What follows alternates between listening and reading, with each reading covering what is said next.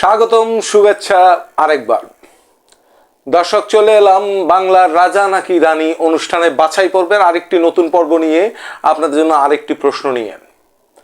আপনারা ইতিপূর্বে জেনেছেন বাংলাদেশের টেলিভিশনের ইতিহাসে সবচেয়ে বড় রিয়েলিটি শো বাংলার রাজা নাকি রানী খুব শীঘ্রই টেলিভিশনের পর্দায় আসতে যাচ্ছে। আর সেখানে প্রতিযোগী বাছাইয়ের জন্য আমরা শুরু করে দিয়েছি বাছাই পর্ব।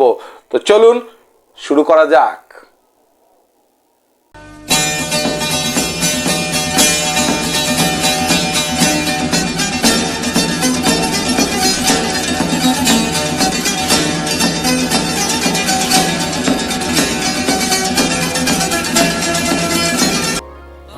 বন্ধুগণ, আপনারা জানেন এখন চলছে ফেব্রুয়ারি মাস, আমাদের ভাষার মাস, আমাদের অহংকারের মাস। 1952 সালের এই মাসে আমাদের মাতৃভাষা বাংলাকে রাষ্ট্রভাষা করার দাবিতে পশ্চিম পাকিস্তানি সরকারের সিদ্ধান্তের বিরুদ্ধে আমরা মাঠে নেমেছিলাম।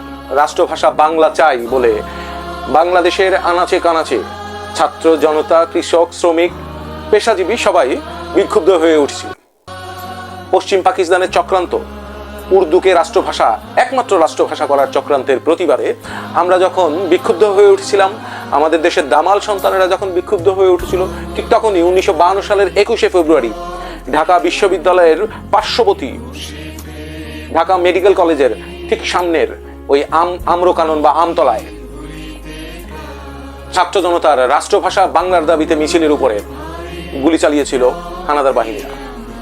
আর সেই দিন বাংলাদেশের, শুধু বাংলাদেশের নয়, পৃথিবীর ইতিহাসে একটি বিরল ঘটনার জন্ম হয় যে মাতৃভাষার জন্য, রাষ্ট্রভাষার জন্য আন্দোলন করে কেউ নিজের বুকের তাজা রক্ত বিলিয়ে দিতে পারে। রফিক, সালাম, জব্বার, বরকত, আউয়াল সহ আরো অনেকেই সেদিন শহীদ হন। তারা তাদের বুকে তাজা রক্ত দিয়ে পৃথিবীবাসীকে জানিয়ে যায় বাংলার জাতি বীরের জাতি। আর তারপর থেকে আমরা প্রতি বছর আমাদের সেই ভাষা শহীদদেরকে স্মরণ করে 21শে ফেব্রুয়ারিতে আমরা ভাষা দিবস পালন করে আসছি। ভাষা দিবসকে কেন্দ্র করে 21শে ফেব্রুয়ারি 1952 সালকে স্মৃতিতে ধরে রেখে আব্দুল গাফফার চৌধুরী একটি কবিতা লিখলেন, যার কথাগুলো ছিল, আমার ভাইয়ের রক্তে রাঙানো 21শে ফেব্রুয়ারি আমি কি ভুলিতে পারি। সেই কবিতাকে সুরে সুরারোপ করে মানুষের অন্তরে গেঁথে দিলেন আলতাফ মাহমুদ। আমরা গেয়ে উঠলাম এখন, আমার ভাইয়ের রক্তে রাঙানো 21শে ফেব্রুয়ারি আমি কি ভুলিতে পারি। এটা যেন অনেকটা জাতীয় সঙ্গীতের মতো হয়ে গেল।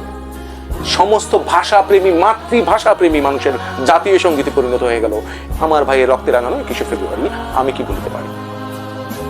প্রতি বছর আমরা 21শে ফেব্রুয়ারি আমাদের কেন্দ্রীয় শহীদ মিনারে আমাদের ভাষা শহীদদেরকে স্মরণ করে শ্রদ্ধা জ্ঞাপন করার জন্য ফুল দিয়ে প্রভাত ফেরি করি এবং সেখানে ফুল দিয়ে শ্রদ্ধাঞ্জলি অর্পণ করি।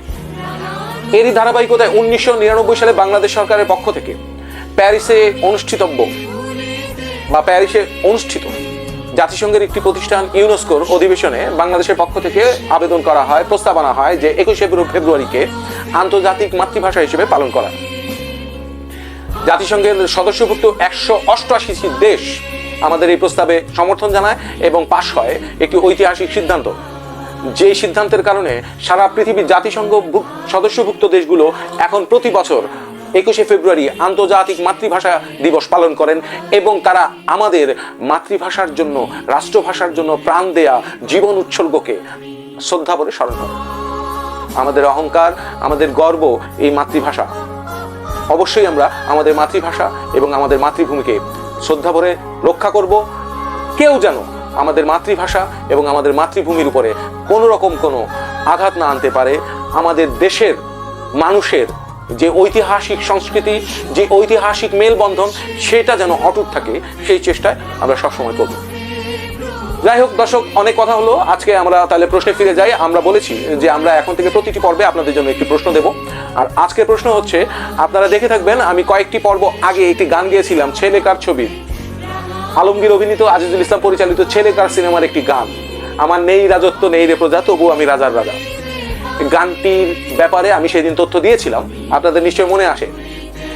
সেই গানের ব্যাপারেই একটি প্রশ্ন, আপনাদেরকে বলতে হবে গানটির সুরকার এবং শিল্পী কে। দুইজন ব্যক্তির নাম আসবে এখানে, আপনারা উত্তর লিখবেন, সেই উত্তরের জায়গায় লিখবেন 2, অর্থাৎ আমাদের আজকের প্রশ্ন নম্বর 2, এবং উত্তরে আসবে গানটির সুরকারের নাম, গানটির শিল্পীর নাম। এবং উত্তর পাঠাবো ঠিকানা নিচে ডেসক্রিপশন বক্সে লেখা।